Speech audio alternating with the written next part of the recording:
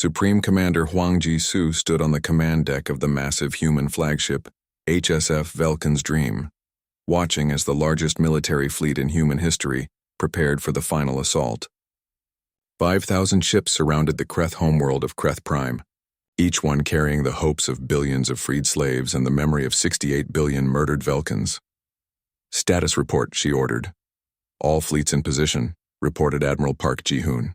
"The Thylorians have provided us with detailed scans of the planet's defenses. The Centauri Republic has shared their intelligence on Kreth command structures. Even some of the neutral species are quietly supporting our mission." And the Kreth response? "They've pulled back every remaining ship to defend their homeworld. We estimate 8,000 vessels, plus the most powerful planetary defense system ever built. They're not planning to retreat this time." Huang nodded grimly. The Kreth had finally realized that humanity wasn't going to stop until the job was finished.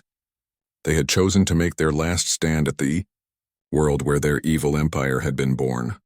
"Open a channel to the planet's surface," she ordered. The communication went directly to Supreme War Leader Gorthek in his fortress deep beneath the Kreth capital city. His image appeared on the screen, showing the scarred and battle-worn leader of a dying civilization. "Human commander," he growled, "you have come far from your little mining worlds, but this is where your crusade ends. Kreth Prime is defended by the most powerful military force in the galaxy. You cannot win here." Commander Huang's response was calm and steady. "We're not here to win a battle.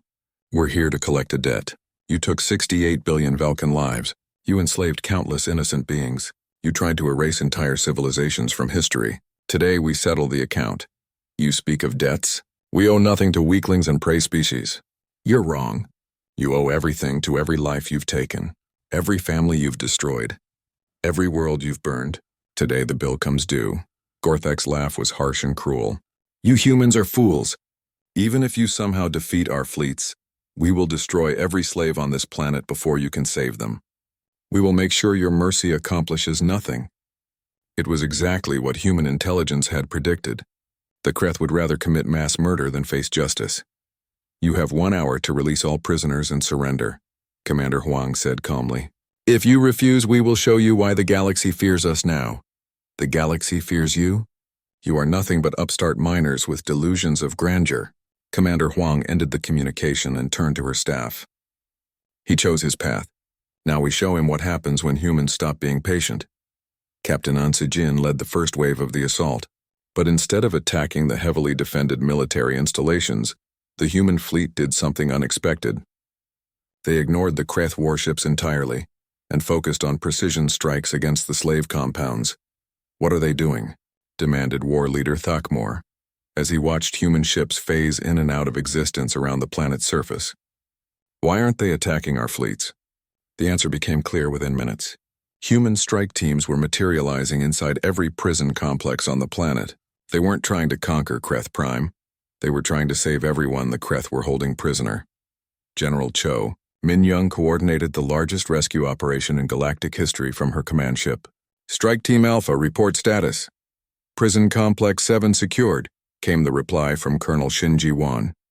4,000 prisoners freed, mostly Centauri and Thylorian civilians. Kreth guards neutralized with minimal casualties.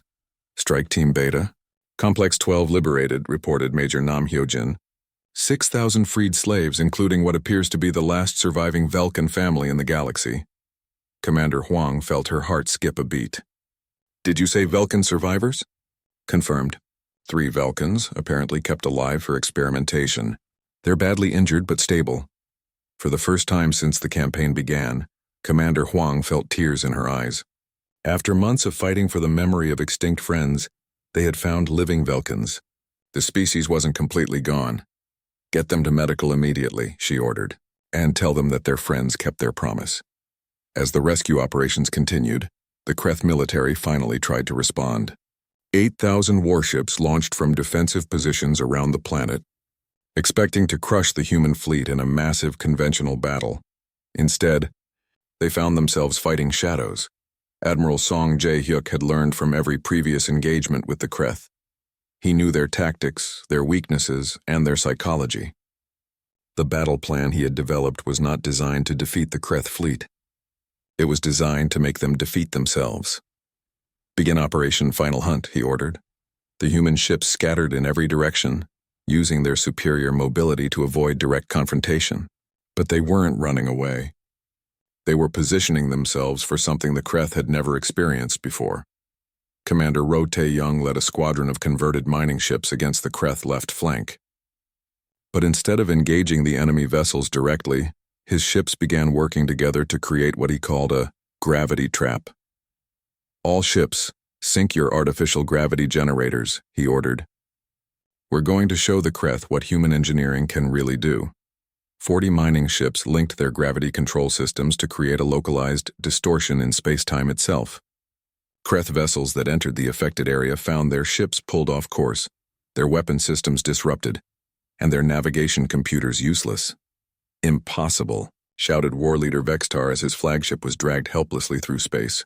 No species has that kind of technology. We're miners, came the reply from a human ship. We've been manipulating gravity to move asteroids for 50 years. Did you think we wouldn't learn to use it as a weapon? Across the battlefield, similar scenes played out as human forces revealed capabilities that seemed to violate the known laws of physics. Ships that could phase in and out of normal space, weapons that could turn an enemy's own energy against them, defensive systems that made human vessels nearly indestructible. But the most devastating human weapon wasn't technological. It was psychological. Specialist Lee Mi-young had saved her most powerful broadcast for this final battle. As Kreth ships struggled to fight an enemy they couldn't understand, the voices of their victims filled the communication channels. But these weren't just recordings of Velkan voices. These were the voices of every species the Kreth had enslaved, tortured, or murdered over the past 1,000 years. My name was Torval Brightfeather, said one voice. I was a Velkan teacher. You killed my students, but their lessons live on in the humans who remember us. My name was Zelthera Moonwhisper, said another. I was a Velkan poet. You burned my books, but humans have preserved my words. One by one, the voices spoke their names, their stories, their hopes. They were the testimony of the dead, preserved by humans who had refused to let their memory die. The effect on the Kreth was catastrophic. Warriors who had never known fear began to panic. Ships broke formation as crews were overwhelmed by guilt and terror. The mighty Kreth war machine began to collapse from within. Admiral Bae Su-young watched as enemy vessels started surrendering without firing a shot. Admiral Huang, we're receiving surrender communications from 60% of the Kreth fleet. They're requesting terms. Tell them the terms are simple, Commander Huang replied. Release all prisoners, provide reparations to every species they've harmed, and submit to galactic justice. No negotiations. But Supreme War Leader Gorthak wasn't finished. From his underground fortress, he activated the planet's ultimate weapon, a series of massive explosives placed throughout every slave compound on the planet. If I cannot have victory, I will have vengeance, he screamed over the communication channels. Every prisoner on this planet will die. Your mercy will accomplish nothing. He pressed the activation button. Nothing happened. Captain Kang Subin's voice came through the speakers. Looking for these? The screen showed human engineers carefully removing the last of the explosive devices from the slave compounds. They had been working for hours to disarm every bomb on the planet while the battle raged overhead. How? Gorthak whispered. We told you we'd been studying you for months, Commander Huang replied. We knew you'd try to kill the prisoners rather than let them go free, so we made sure you couldn't. The final phase of the battle lasted only minutes. With their ultimate weapon neutralized and their fleet in chaos, the remaining Kreth forces surrendered en masse. President Seo Wanho addressed the galaxy from the bridge of the Velkan's dream as human forces secured Kreth Prime. Today, the debt is paid. Our friends can rest in peace knowing that their murderers have faced justice. But let this be remembered by every species in the galaxy. Humanity protects those who cannot protect themselves. We remember those who helped us when we needed it most, and we never forget those who choose cruelty over kindness. In the days that followed, the scope of the human victory became clear. Over 15 million slaves had been freed from Kreth worlds. The Kreth military was disbanded, and war criminals were handed over to a galactic tribunal. Resources stolen from dozens of species were returned to their rightful owners. News of the human victory at Thylorian Prime spread across the galaxy like wildfire. In the halls of power on 1,000 worlds, alien leaders watched the battle recordings with growing unease. The species they had dismissed as harmless miners had just destroyed the most feared military force in known space, without losing a single ship.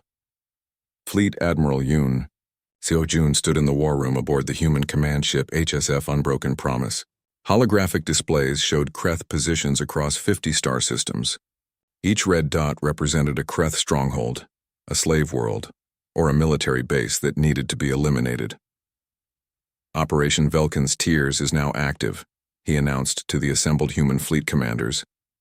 Our mission is simple: hunt down every Kreth force in the galaxy. No exceptions, no mercy, no escape. Captain Lim Junho raised his hand. Admiral, intelligence reports that the Kreth have scattered their forces. They're no longer moving in large fleets.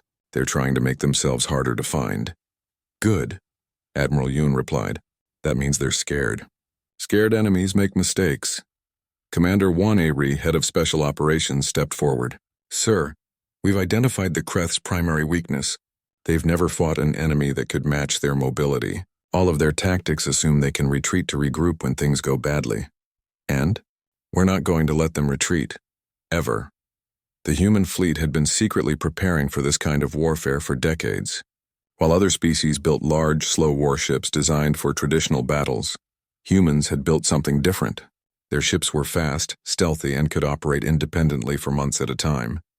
Most importantly, humans had learned to think like hunters, not warriors. Colonel Wan A-ri led the first deep strike mission against a Kreth supply depot in the Vorthon system. Her orders were to test human long-range capabilities against a hardened target. Remember, she told her strike team, we're not here to fight fair. We're here to make the Kreth understand that nowhere in the galaxy is safe for them. The human ships approached the Kreth base using a tactic that no other species had ever attempted. Instead of traveling through normal hyperspace, they used micro-jumps through folded space. Appearing and disappearing like ghosts, the Kreth defenders never saw them coming. Commander Kim Young-min monitored Kreth communications as the attack began. They're confused, he reported. Their sensors are detecting human ships, but only for seconds at a time. They can't lock weapons. Phase jump in 15 seconds, announced the navigation officer. The human ships materialized inside the Kreth defense perimeter, launched their attack, and vanished again before the enemy could respond. The entire assault lasted less than 3 minutes. When it was over, the Kreth supply depot was a burning ruin. But the real psychological impact came from what the humans left behind.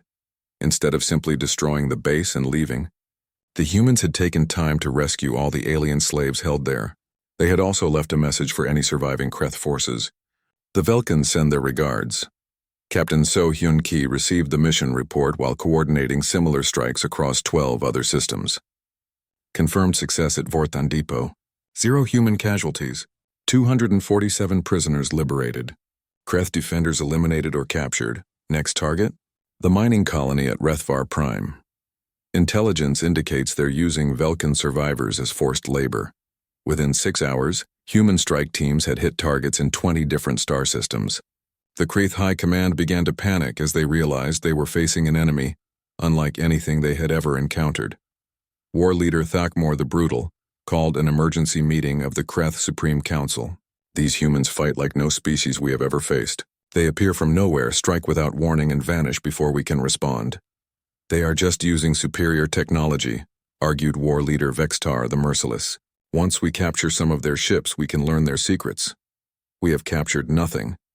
Every human ship that is damaged self-destructs before we can board it.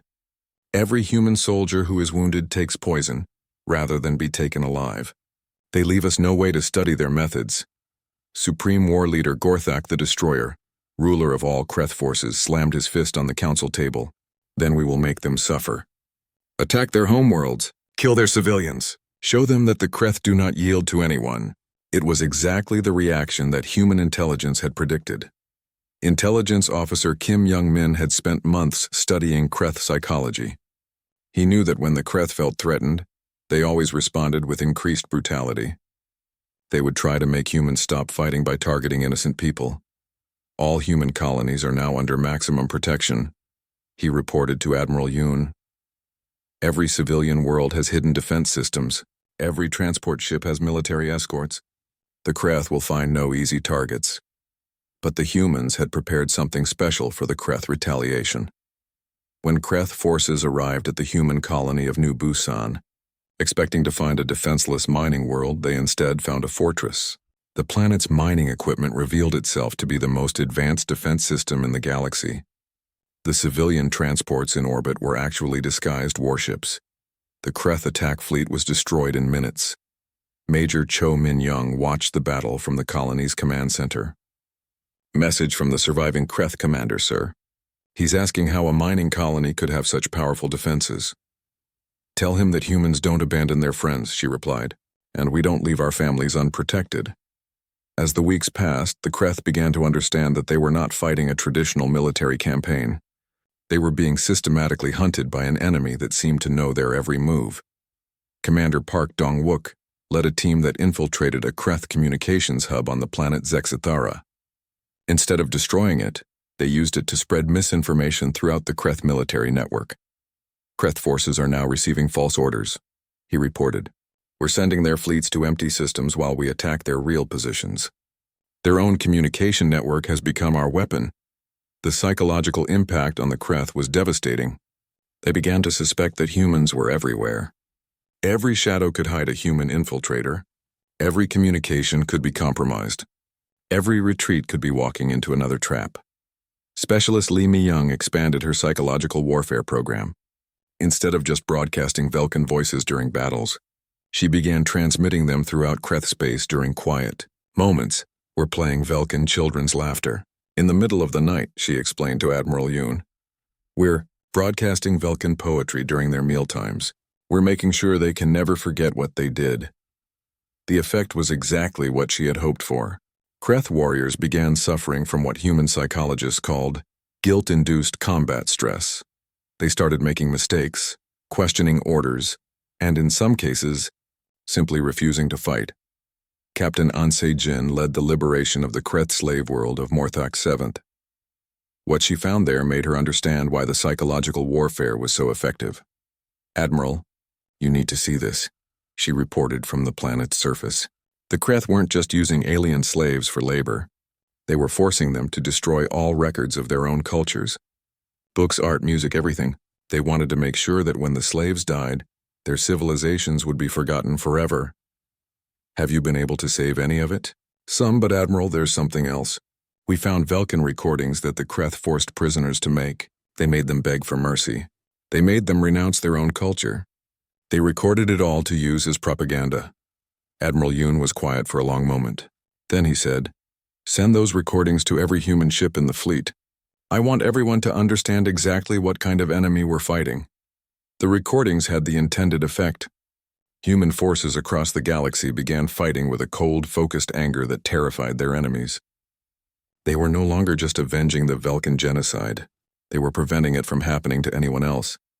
General Yu Byung-ho coordinated the largest human operation yet, simultaneous strikes against 47 Kreth strongholds across the galaxy.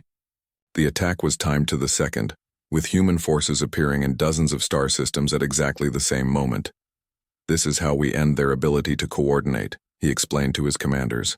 After today, the Kreth military will be broken into isolated groups with no way to support each other. The operation was a complete success. In a single day, the humans destroyed more Kreth military assets than any previous campaign in galactic history.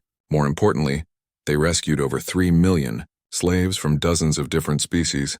But the most significant moment came when Admiral Yoon received a communication from the Galactic Federation Council. "Admiral," said Federation Chancellor Vortan of the Centauri Republic, "the Federation formally requests that humanity cease its campaign against the Kreth Dominion. Your actions are destabilizing the entire galaxy." Admiral Yoon's response was broadcast across all known space. The Federation had 50 years to do something about Kreth brutality. You chose to ignore it. You let them commit genocide while you debated trade agreements. Now humanity is solving the problem you were too weak to address. You cannot take justice into your own hands. The news of humanity's first victory spread across the galaxy faster than light itself. In the crystal spires of Thylorian Prime, the most advanced civilization in the known universe watched with growing concern as their long-range sensors detected massive Kreth fleet movements. Council Speaker. Thylon Brightmind stood before the assembled leaders of the Thylorian collective. His crystalline body pulsed with worried blue light as he addressed the gathering. "The Kreth Dominion has declared the Thylorian collective their next target," he announced. "They claim we possess crystal technology they require for their war machine." A wave of fear rippled through the assembled Thylorians. Their entire civilization was built on peace and knowledge. They had no military, no weapons, no way to defend themselves. "How long do we have?" asked science leader Velthia Dream Crystal. "Kreth advanced scouts will arrive in 72 hours. The main fleet will follow within a week." The council chamber fell silent. Everyone knew what had happened to the Velkans. Everyone knew the Kreth showed no mercy. "We must evacuate our worlds," suggested Defense Coordinator Morith Starhart. "Scatter our people across the galaxy." "There is nowhere to run," Thylon replied sadly. "The Kreth will hunt us down no matter where we go. They do not just want our worlds. They want our extinction." As the Thylorians debated their impossible situation, something unexpected happened. Human ships began appearing at the edge of their star system. At first, there were only a few dozen vessels, nothing that could stand against the mighty Kreth war machine. But then more ships arrived, and more, and more. Captain Young Minna stood on the bridge of the human flagship HSF Velkan's Honor. She watched as ship after ship dropped out of hyperspace to join the growing human fleet. "Final count, Admiral?" she asked Admiral Song Jae-hyuk. 2,000 ships and counting," he replied. "Mining vessels, cargo haulers, passenger transports, research ships. Every human vessel in this sector of space. Will it be enough?" Song smiled grimly. "The Kreth think they're fighting 200 human warships. They have no idea what they're actually facing." The Thylorians had been monitoring human communications and were confused by what they heard. The humans were discussing mining quotas and cargo manifests. They talked about ore processors and fuel refineries. They didn't sound like a military force preparing for battle. Council Speaker Thylon sent a message to the human fleet. "Brave humans, we are grateful for your concern, but you should flee. The Kreth fleet approaching our world has over 3,000 warships. Your small force cannot hope to win." Captain Young's response surprised him. "Don't worry about us. We brought enough what? Enough everything." The Kreth fleet arrived right on schedule. 3,000 of the most advanced warships in the galaxy, commanded by war leader Greshtar the Destroyer. He had conquered 47 worlds and had never known defeat. Greshtar laughed when he saw the human fleet waiting for him. "Humans think they can challenge the Kreth? We will crush them and then feast on Thylorian crystals." He opened a communication channel to the human fleet. "Surrender now and we will kill you quickly. Fight us, and we will make you watch as we destroy every human world in the galaxy." Captain Young responded calmly. "You killed our friends. We're here to collect what you owe us. You owe us nothing but death." "Wrong. You owe us the lives of 68 billion Velkans. You owe us justice for the greatest species the galaxy has ever known. You owe us an explanation for why you chose genocide over peace." Greshtar had heard enough. "All ships attack! Show these humans what real power looks like." The Kreth fleet charged forward in perfect formation. It was a sight that had terrified civilizations across the galaxy for centuries. 3,000 massive warships moving as one, their weapons charging for a devastating first strike. That's when the humans sprang their trap. What the Kreth had thought were civilian mining ships suddenly revealed hidden weapon systems. Cargo vessels opened their holds to release swarms of fighter craft. Passenger transports deployed shield generators powerful enough to protect entire fleets. But the real surprise came when the human mining ships began to work together in ways that seemed impossible. Engineer Oh Hyun-soo coordinated the transformation from the command ship. "All mining vessels begin Operation Pack Hunt. Remember, we're not trying to fight fair. We're trying to win." Across the human fleet, ships that had been disguised as simple miners revealed their true nature. Each vessel was equipped with modular weapon systems that could be combined and reconfigured in real time. A dozen mining ships could link their systems to create a single massive weapon. 100 cargo vessels could merge their shields into an impenetrable barrier. Commander Park Dong-wook led the first wave of attack craft. These weren't the sleek fighters that other species used. These were modified mining pods that could maneuver through asteroid fields and dock with moving targets, perfect for getting inside enemy shield systems. "Remember," he told his pilots, "Kreth ships are built for honor combat. They expect enemies to attack from the front. We're going to attack from everywhere at once. The human fighters swarmed around the Kreth warships like angry insects. They were too small and too fast for the big weapons to track. But they weren't trying to destroy the Kreth ships. They were trying to disable them. Specialist Lee Mi-young had studied Kreth psychology for months. She knew their greatest weakness wasn't technological, it was mental. Begin psychological warfare protocol, she announced. Across all communication frequencies, the humans began broadcasting something the Kreth had never heard in battle before. The voices of their victims. Falcon children singing lullabies. Falcon poets reciting verses about peace and love. Falcon teachers explaining mathematics and science. Falcon families saying goodbye to each other as their worlds burned. The effect on the Kreth was immediate and devastating. They had spent so much effort trying to erase all trace of Vulcan civilization that they had convinced themselves the Vulcans didn't matter. Hearing their voices again, seeing their memories preserved, knowing that their victims were not forgotten, it broke something inside the Kreth warriors. Major Nam Hyo-jin watched from her command post as Kreth ships began making mistakes. Their perfect formation started to break apart. Their coordinated attacks became scattered and panicked. They're losing focus, she reported to Admiral Song. The psychological warfare is working better than expected. Press the advantage, Song ordered. Begin Phase 2. Phase 2 was something no alien species had ever seen before. The human ships began to adapt and change their tactics in real time, responding to each Kreth move with something new and unexpected. When the Kreth used their most powerful weapons, the humans revealed shield technology that absorbed the energy and redirected it back at the attackers. When the Kreth tried to ram human ships, they discovered that human vessels were built to survive collisions with asteroids and could actually use ramming attacks as weapons. Captain Kang Soo-bin led the most shocking part of the battle. Instead of just destroying Kreth ships, her teams were capturing them. Human boarding parties would take control of enemy vessels, download all their data, and then turn the captured ships against their former comrades. "How are you doing this so quickly?" demanded War Leader Greshtar over the communication channel. Captain Young answered, "We've been studying you for months. We know how your ships work, how your weapons operate, how your crews think. We know everything about you.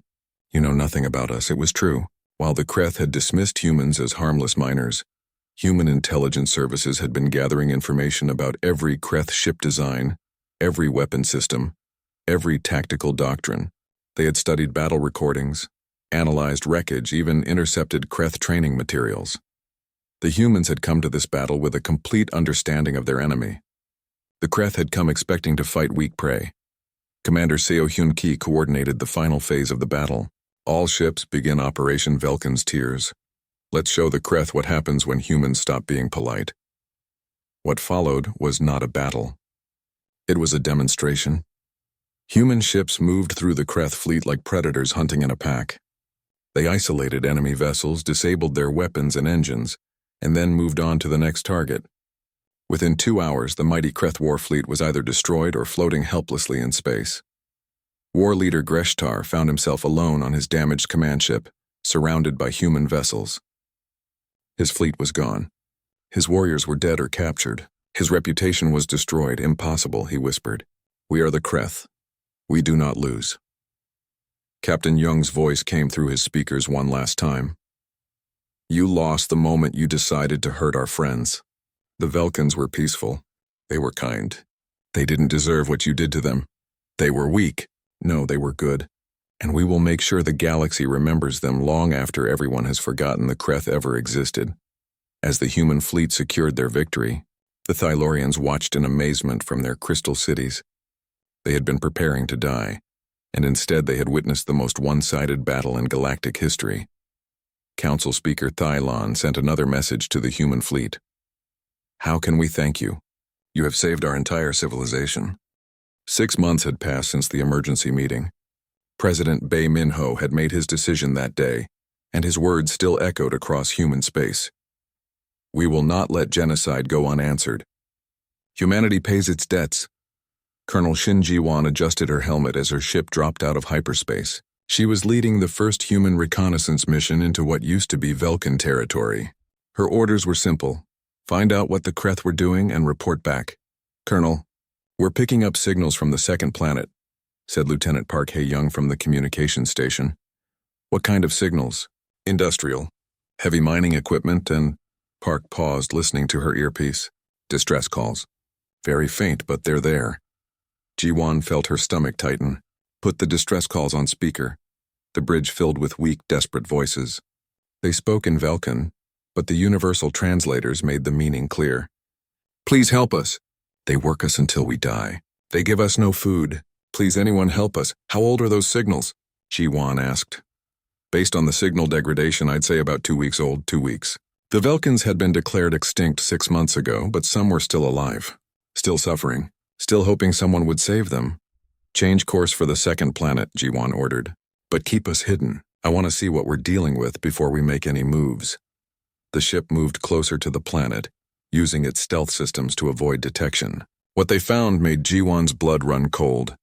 The planet that had once been a beautiful Velkin world was now a hellscape. The Kreth had built massive mining facilities across the surface. Strip mines carved ugly scars through what used to be forests. The oceans had turned black with pollution. Colonel, I'm detecting life signs, said scanner operator Kim Dong-min. About 50,000 Velkins are still alive on the surface. What are they doing? Working in the mines. The Kreth are using them as slave labor. Ji-won watched the scanner readings with growing anger. The Kreth hadn't just conquered the Velkins. They were torturing the survivors before letting them die. Any Kreth military presence? She asked. Light. Maybe a dozen patrol ships and a few defense platforms. They're not expecting trouble. Why would they? Everyone thinks the Velkins are extinct. Ji-won made a decision. Open a channel to Admiral Song Jae-hyuk. Tell him we need immediate backup. Then send a message to the Kreth commander on the surface. What should the message say? Tell them they have 1 hour to release all Velkin prisoners and leave the system. If they don't, they'll find out what happens when humans get angry. Lieutenant Park looked up from her station. Colonel, we only have 1 ship. The Kreth have more than us. Then we'd better make sure they're too scared to fight back. An hour later, the Kreth response came through. It was laughter. The Kreth commander found it funny that 1 human ship thought it could threaten the mighty Kreth dominion. That was their first mistake. Admiral Song Jae-hyuk's fleet arrived 30 minutes after the deadline. But it wasn't the small force that everyone expected. Instead of a few dozen ships, nearly 300 human vessels dropped out of hyperspace. The Kreth stopped laughing. This is Admiral Song of the Human Space Navy, came the broadcast on all frequencies. You have enslaved our friends. You have defiled their world. You have 1 chance to surrender and face trial, or you can die here and now. The Kreth commander's response was predictable. Humans are weak. You cannot threaten us. We will destroy you and enslave your worlds next. Wrong answer, Admiral Song replied. What happened next shocked the Kreth and would later shock the entire galaxy. The human ships didn't attack like normal military forces. They didn't line up and exchange fire in an honorable battle. Instead, they vanished. Lieutenant Commander Han So-young was aboard the lead assault ship when the attack began. She watched as human vessels used stealth technology that shouldn't have existed. They appeared behind Kreth ships, destroyed them in seconds, then disappeared before the enemy could respond. How are we doing this? She asked Captain Lim Young-soo.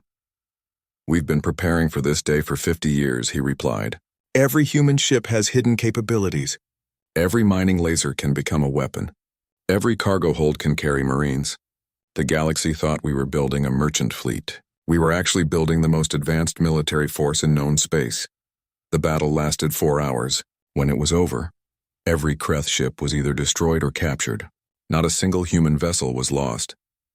But the real surprise came when the humans landed on the planet.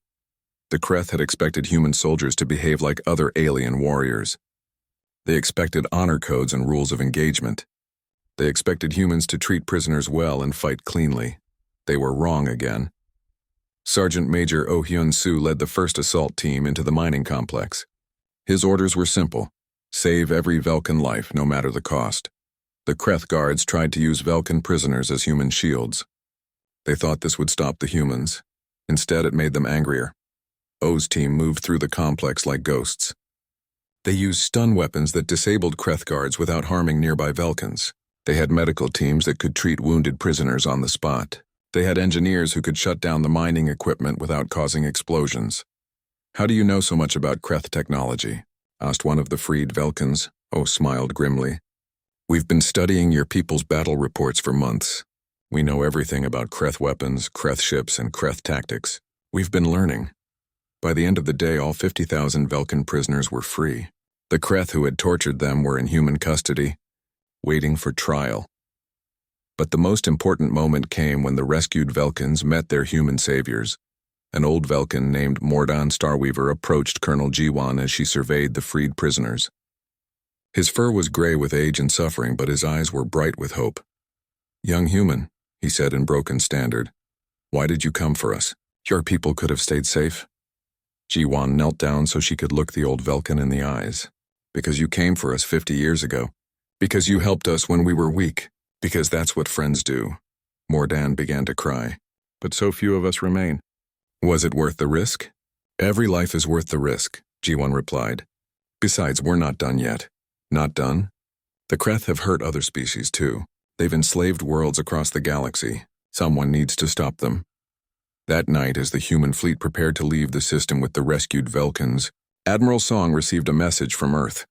President Bay had spoken to the Galactic Federation Council. What did he tell them? Song asked. That humanity is no longer hiding, that we're coming for the Kreth, that any species that helps the Kreth will be considered an enemy, and any species that helps us will be considered family. Song nodded. And what was the reaction? Most of them laughed. They still think we're just angry miners with a few lucky ships.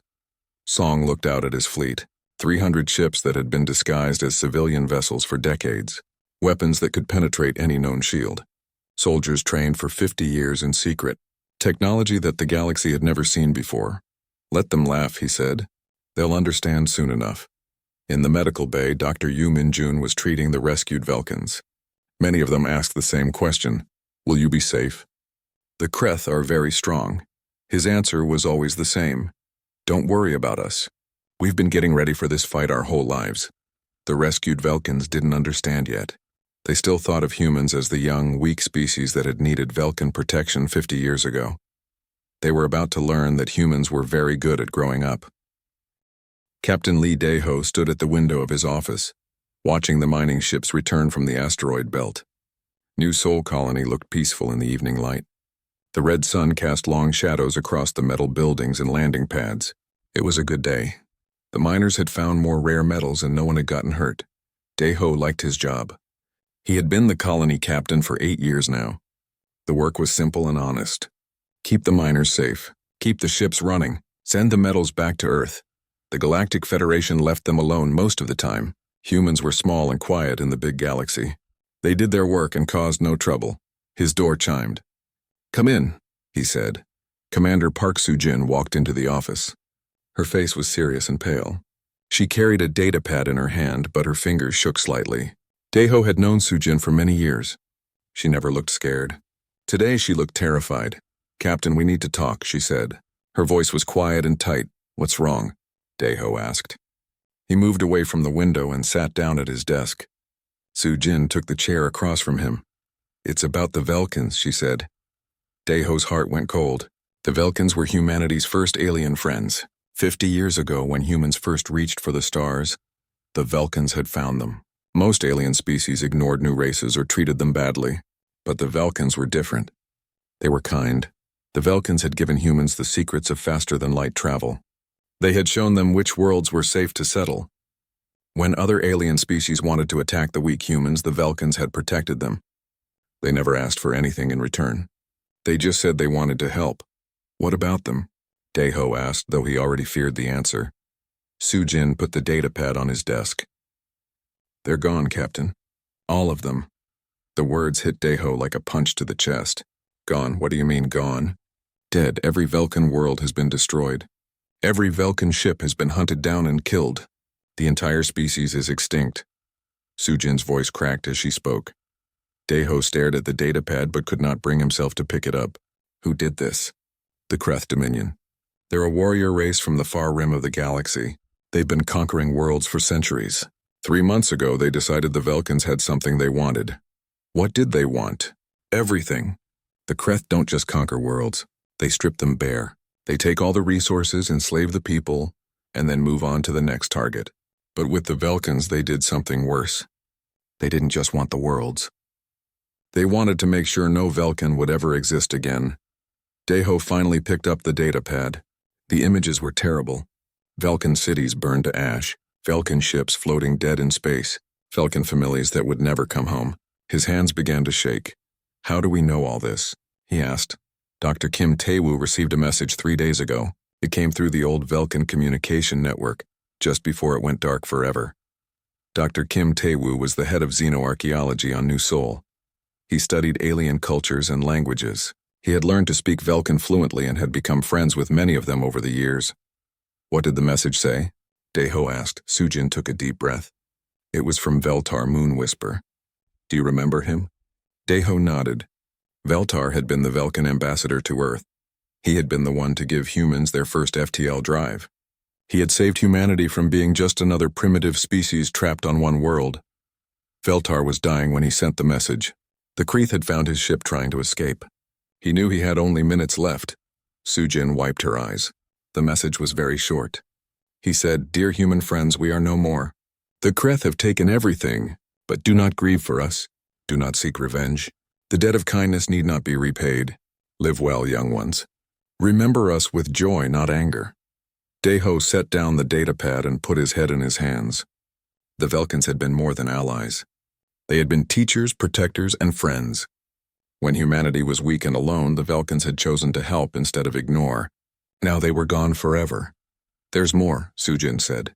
"Admiral Choi Ye-rin is calling an emergency meeting of the Human Council. She wants to discuss our response."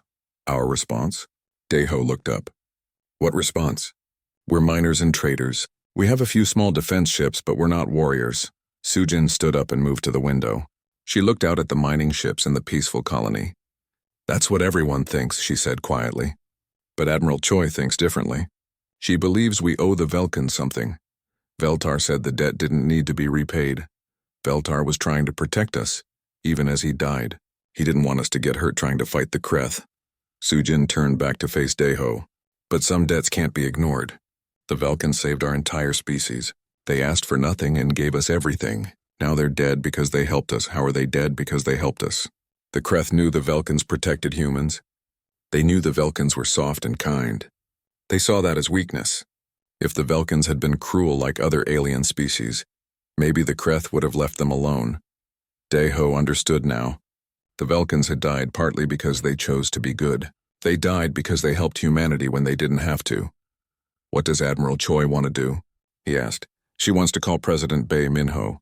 She wants to hold a full council meeting. She wants to discuss declaring war on the Kreeth Dominion." "War?" Daeho laughed, but there was no humor in it. "We have maybe 200 ships in the entire human fleet. The Kreeth destroyed the Velkins, and the Velkins had thousands of ships. We would be sending our people to die for nothing." Sujin was quiet for a long moment. Then she said, "Maybe.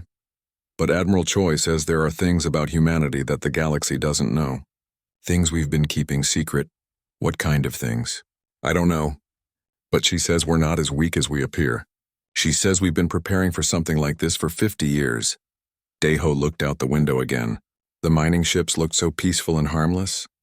The colony looked like nothing more than a simple place where humans dug metals from rocks. But Sujin was right. There had always been rumors. Stories about human ships that could do things other species' ships couldn't do. Whispers about human technology that was kept hidden. Plans that only the highest leaders knew about. "When is the meeting?" he asked. "Tomorrow. All colony captains are ordered to attend by video link.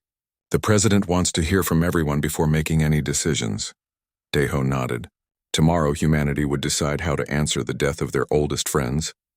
Tomorrow they would decide whether to honor Veltar's last wish for them to live in peace, or to pay a debt that could never truly be repaid. Outside, the first stars were appearing in the darkening sky. Somewhere among those stars, the Kreeth Dominion was celebrating their victory over the gentle Velkins. They had no idea that their actions had awakened something they had never seen before. Humanity was about to remember why their ancestors had once been the most dangerous predators on Earth.